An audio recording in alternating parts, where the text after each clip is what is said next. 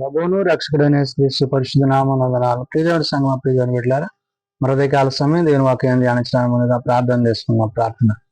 కృపగల తండ్రి, దయగలమైన యేసుని బంగారు పాదాలకు లెక్కలేని వందనాలు, స్తుతులు, స్తోత్రములు. గతించిన రాత్రి అంతా నీ రెక్కల చాటును కాచి కాపాడి సంరక్షించిన దేవ, మరొక సమయం సజీవ లేఖను చేరి ప్రార్థించుండగా వాక్యమైన దేవుడు వాక్యం ద్వారా నాతో మాతో మాట్లాడి మీరే మహిమ గంతా ప్రభావాలు పొందమని యేసునామమున అడుగుచున్నాము తండ్రి. ఆమేన్. ప్రియదేవుని సంగమా, ప్రియదేవుని బిడ్డల నడుదనికి ఏర్పాటు చేయి దేవుని వాక్య భాగము అపోస్తలుడైన పౌలు తిమోతికి రాసిన 2వ పత్రిక 2వ అధ్యాయము 14 నుండి 18 వచనాలు ధ్యానం చేసుకున్నాము. అపోస్తలుడైన పౌలు తిమోతికి రాసిన 2వ పత్రిక 2వ అధ్యాయము 14 నుండి 18 వచనంలో ఈ విధంగా రాయబడినవి. వినువారిని చెరుపుటకే గాని మరి దేనికి నీ పనికిరాని మాటలను గూర్చి వాదము పెట్టుకొనవద్దని ప్రభు ఎదుట వారికి సాక్ష్యం ఇచ్చుచు ఈ సంగతులను వారికి జ్ఞాపకము చేయము.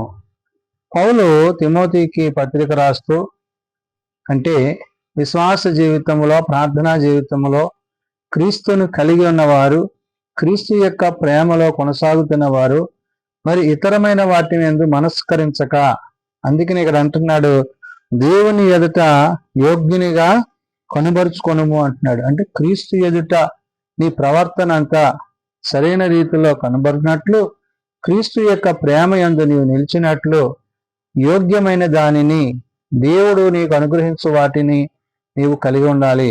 కాబట్టి ఇక్కడ వినువారిని చెరుపుటకే గాని మరి దేనికి నీ పనికిరాని మాటను గుర్చి వాదము పెట్టుకొనవద్దు అంటున్నాడు. అంటే ఈ విన్న మాటలు, ఉద్దేశాలు, ఆలోచనలు అవి ఆశీర్వాదకరంగా, దీవెనకరంగా లేకపోతే అవి లోకానుసారమైనవైతే గనక నీవు దేవుని యొక్క చిత్తాన్ని విడిచిన వాడు అవుతున్నావు.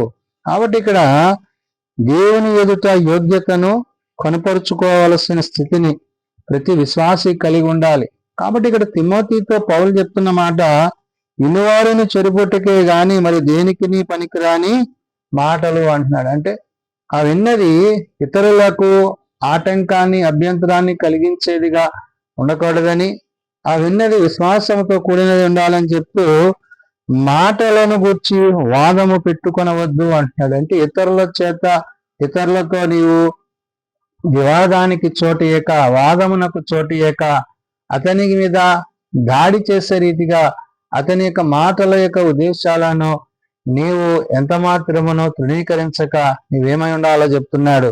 ప్రభు ఎదుట వారికి సాక్ష్యమిచ్చుచు ఈ సంగతులను వారికి జ్ఞాపకం చేయము అన్నాడు. ప్రభు ఎదుట సాక్ష్యం ఇచ్చుచు అంటే ఒక సాక్షిభరితమైన జీవితాన్ని నువ్వు కలిగి ఉంటే, క్రీస్తుని బట్టి నీ యొక్క సాక్ష్యాన్ని నీవు తెలుసుకుని ఆ సాక్ష్యాన్ని బట్టి ఇతరులను ప్రభు యొద్దకు నడిపించేవాడిగా ఉండాలి. కాబట్టి ప్రభు ఎదుట వారికి సాక్ష్యం ఇచ్చుచు ఈ సంగతులను వారికి జ్ఞాపకం చేయము అంటున్నాడు. అంటే నీ యొక్క విశ్వాస జీవితంలో, ప్రార్థనా జీవితంలో, భక్తి జీవితంలో దేవుడు నీకు ఇచ్చిన ప్రతి విధమైన ఆధిక్యతను, దేవునితో నీవు జీవిస్తున్న విధానం ఏదైతుందో దాన్ని తిమోతికి పౌలు తన పత్రిక ద్వారా తెలియజేస్తూ, దేవుని ఎదుట యోగ్యునిగాను, సిగ్గుపడనక్కర్లేని పనివానిగాను, సత్యవాక్యమును సరిగా ఉపదేశించు వానిగాను నిన్ను నీవే దేవునికి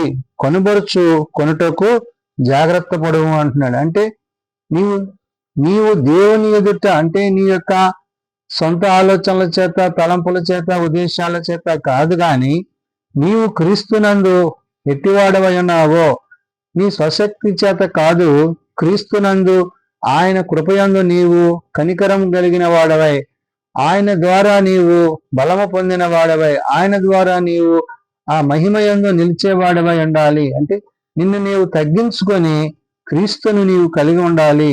నీ చిత్తాన్ని కాదు, దేవుని చిత్తానికి నీవు లోబడి ఉండాలి. కాబట్టి ఇక్కడ అంటున్నాడు, దేవుని ఎదుట యోగ్యునిగా, సిగ్గుపడనక్కర్లేని పనివానిగా అంటున్నాడు. అంటే ఏంటి?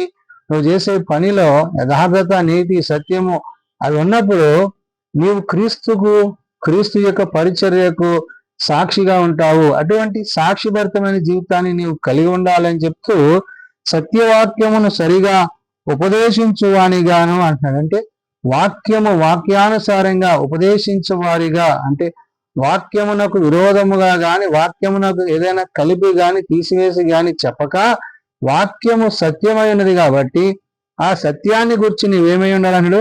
సత్యవాక్యము సరిగా ఉపదేశించువానిగాను నిన్ను నీవే దేవునికి కొనబరుచుకొనుటకు జాగ్రత్త పడుము అంటాడు. నిన్ను నీవే అంటే సెల్ఫ్ డిఫెన్స్ చేసుకోమంటున్నాడు. నేను ఎలాగున్నాను ఆ ప్రభువులో, ప్రభు యొక్క ఉద్దేశాలలో, ప్రభు యొక్క ఆలోచనలో నా స్థితి ఏంటి అనే విషయాన్ని తిమోతికి పౌలు గుర్తు చేస్తున్నాడు. అంటే నీ విశ్వాస జీవితంలో సాక్షిభరితమైన జీవితాన్ని కలిగి ఉండి క్రీస్తు యొక్క ప్రేమలో నీవు కొనసాగుతున్న విషయాన్ని ఇక్కడ పౌలు గుర్తు చేశాడు. అందుకని అంటున్నాడు, అపవిత్రమైన వట్టి మాటలకు విముఖుడై ఉండకుము అన్నాడు. అపవిత్రమైనది అంటే పవిత్రము కానిది, దోషమైనది, పాపమైనది, లోకముతో పాపముతో మరి కలిసిపోయే ఏదైతే ఉన్నదో దాని విషయంలో నీవు జాగ్రత్తగా ఉండాలి.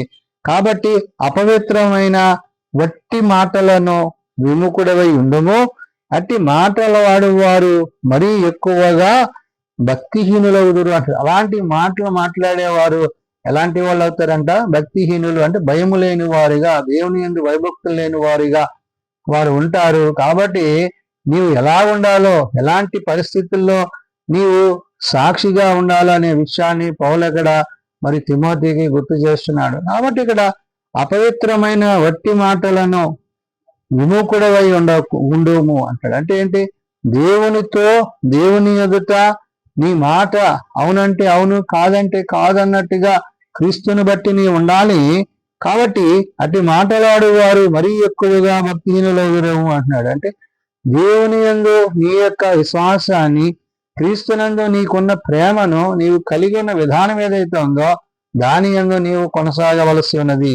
కాబట్టి కొరుకు పుండు ప్రాకినట్లు వారి మాటలు ప్రాకును, వారిలో హుమేనయును ఫిలేతును ఉన్నారు. వారు పునరుత్థానము గతించనని చెప్పుచు సత్యము విషయమై తప్పిపోయి కొందరి విశ్వాసములను చెరుపుచున్నారు అంటున్నాడు. అంటే ఏంటి? ఈ బోధలో, ఈ పరిచర్యలో ఎలాగున్నారంట?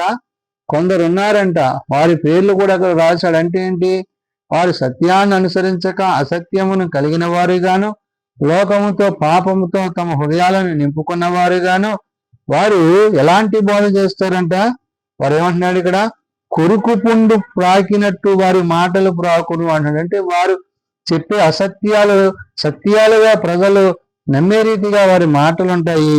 వారిలో హుమేనయును ఫిలేతును ఉన్నారు. అంటే ఈ హుమేనయును ఫిలేతును వారు ఈ విధంగా మరి అబద్ధ బోధకులుగా, అబద్ధ సాక్షులుగా, వారు క్రీస్తు విరోధులుగా, క్రీస్తు మాటలను ఏమాత్రమును ప్రేమించని వారుగా ఉన్నారనే విషయాన్ని గుర్తు చేస్తూ వారు పునరుత్థానము గతించనని చెప్పుచు సత్య విషయము తప్పిపోయి కొందరిని విశ్వాసమును చెరుపుచున్నారు. అంటే సత్య విషయము అంటే వాక్యానుసారంగా బ్రతుకుటక, వాక్యానుసారంగా జీవించక, వాక్య విరోధంగా వారు తమ ప్రవర్తన కలిగిన వారే ఉన్నారు. కాబట్టి ఇలాంటి వ్యక్తులను గురించి, ఇలాంటి మనుషులను గురించి తిమోతికి పౌలు జాగ్రత్తగా ఉండమని చెప్తున్నాడు. అంటే వారు నిన్ను విశ్వాసంలో నుండి, విశ్వాస జీవితంలో నుండి లోకం వైపు, పాపం వైపు నడిపించే పరిస్థితులు ఉంటాయి. కాబట్టి ఈ యొక్క హుమేనయును గురించి, ఫిలేతును ఉన్న వారి యొక్క మనస్తత్వాలను గురించి పౌలు ఇక్కడ తిమోతికి గుర్తు చేశాడు. అందుకనే పునరుత్థానము గతించనని చెప్పుచు అన్నాడు. పునరుత్థానం గతించని, పునరుత్థానం లేదనే విషయాన్ని వాళ్ళు చెప్తూ ఏం చేస్తున్నారంట? సత్యము విషయము తప్పిపోయి కొందరి విశ్వాసమును చెరుపుతున్నారండి. అంటే విశ్వాసులను అవిశ్వాసులుగా చేసేవారిగా, అపవాది సంబంధులుగా ఉన్నారు. కాబట్టి తిమోతితో పౌలు అంటున్నాడు, జాగ్రత్తగా నువ్వు క్రీస్తులో కొనసాగాలి. అందుకనే దేవుని ఎదుట యోగ్యునిగా కనబరుచుకో అంటున్నాడు. నిన్ను నీవు కనబరుచుకో. ఎలా కనపరుచుకోగలవు? నీవు ఆయన ఎడల భయభక్తులు కలిగి, విశ్వాసము కలిగి, ప్రార్థన యందు పట్టుదల కలిగి, వాక్యమునందు, సత్యమందును, నీతినందును దేవుని యొక్క చిత్తాన్ని జరిగించినప్పుడు ఆయన నీ యందు నిలిచి నిన్ను తన యొక్క కృపచేత ముందుకి నడిపించును. కాబట్టి ఇలాంటి పరిస్థితులు, అంటే లోకములో ఉండే పరిస్థితులకు నీవు లొంగిపోక క్రీస్తు ప్రేమలో బద్ధుడివై ఆ ప్రేమకు తగిన వాడివై క్రీస్తుని కలిగిన వాడివై ఉండమని ఆనాడు పౌలు తిమోతికి నేడు సార్వత్రిక సంఘానికి తెలియజేసిన మాటలు. ప్రార్థన చేసుకుందాం. మమ్మల్ని మిక్కిలిగా ప్రేమించిన మా తండ్రి, కృపగలిగిన దేవ, అవును నాయన, నీ యందు, నీ ప్రేమ యందు, నీ సత్యమునందు, నీ వాక్యమునందు జీవించువారిగా, నీ సత్యవాక్యమును అనుసరించి నడుచువారిగా, నీ మాటల చేత, ఉపదేశముల చేత హెచ్చరింపబడుతూ నాయన మమ్మల్ని మేము సరిచేసుకున్నటకు నీ సహాయం దయచేయండి. అలనాడు పౌలు తిమోతికి పత్రిక రాస్తూ ఇటు రీతిగా నాయన మరి నీ పరిచర్యలో ముందుకు కొనసాగాలో ఆ పరిచర్యను గూర్చి పౌలు తన పత్రిక ద్వారా ఆనాడు తిమోతికి నేడు సార్వత్రిక సంఘానికి తెలియజేస్తున్నాడు. కాబట్టి నాయన మేము వినివారిగాను విశ్వసించేవారముగాను అది సత్యవాక్యముతో కూడిన ఎండినట్లు నీ సహాయము మాకు దయచేయండి. బలహీనలను బలపరచువాడవు, రోగులను స్వస్థపరచువాడవు నాయన. హాస్పిటల్స్ వద్ద ఎండ్లో ఉన్నవారు ముట్టి లేవనెత్తువాడవు, తమ పిల్లలను పోగొట్టుకున్న కుటుంబాలను ఆదరించేవాడవు. కాబట్టి నాయన ఇంత గొప్ప రక్షణను నిర్లక్ష్యం చేయక పౌలు తిమోతికి చెప్తున్నట్లుగా, అవును నాయన, నీ యందు విశ్వాసములో మరి సాక్షిభరితమైన జీవితాన్ని కలిగి ఉండాలని, అట్టి స్థితి మేమందరము కొనసాగించుటకు అట్టి కృప మాకు దయచేయమని యేసు ఉన్నత నామమున ప్రార్థించి వేడుకొనుచున్నాము తండ్రి, ఆమేన్. పరలోకమందున్న మా తండ్రి, నీ నామం పరిశుద్ధపరచబడుగాక, నీ రాజ్యం వచ్చుగాక, నీ చిత్తం పరలోకమందు నెరవేర్చినట్లు భూమి మీద నెరవేరుగాక. మా మాకు దయచేయము, మేము అపరాధం చేసిన వారిని మేము క్షమించిన ప్రకారం అపరాధం క్షమించము, శోధనలో తేకాల్సిన తప్పించము. రాజ్యము, శక్తి, మహిమ నిరంతరము నీవే అన్నావు తండ్రి, ఆమేన్. మన పరమ తండ్రి అయిన దేవుని ప్రేమ, ప్రభువైన యేసుక్రీస్తు కృప, ఆదరణకర్త అయిన పరిశుద్ధాత్మ సహాయము సదా తోడేండి సంరక్షించును గాక, ఆమేన్.